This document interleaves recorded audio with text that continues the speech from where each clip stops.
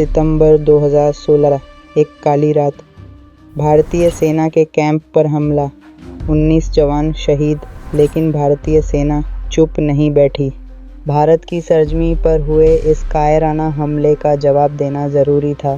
देश गुस्से में था, लेकिन भारतीय सेना अपने अंदाज में जवाब देने की तैयारी कर रही थी, बिना किसी शोर शराबे के, बिना किसी चेतावनी के।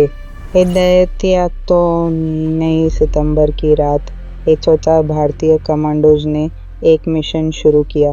ये कोई आम हमला नहीं था, बल्कि एक ऐसा वार था जिसने दुश्मन को अंदर तक हिला दिया।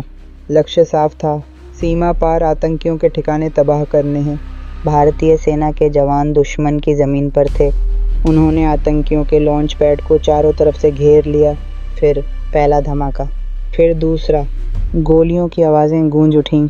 आतंकियों को संभलने का मौका तक नहीं मिला। सुबह जब सूरज उगा, तब पाकिस्तान को एहसास हुआ कि भारत ने सर्जिकल स्ट्राइक कर दी है। आतंकियों के लॉन्च पैड तबाह हो चुके थे। ये सिर्फ बदला नहीं था, ये भारत का संदेश था। हम शांति चाहते हैं, लेकिन अगर छेड़ा गया तो छोड़ेंगे नहीं।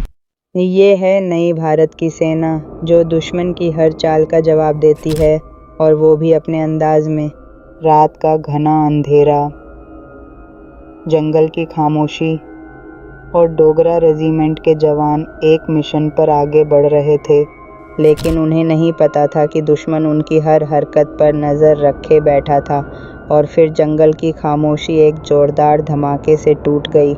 दुश्मन ने अचानक गोलीबारी शुरू कर दी। गोलियां पेड़ों से टकराकर गूंजने लगीं। अफरा तफरी मच गई। धुएं और बारूद की गंध हवा में घुल गई। लेकिन ये डोगरा रेजिमेंट थी, भारतीय सेना की वो रेजिमेंट जो बहादुरी की मिसाल बन चुकी थी।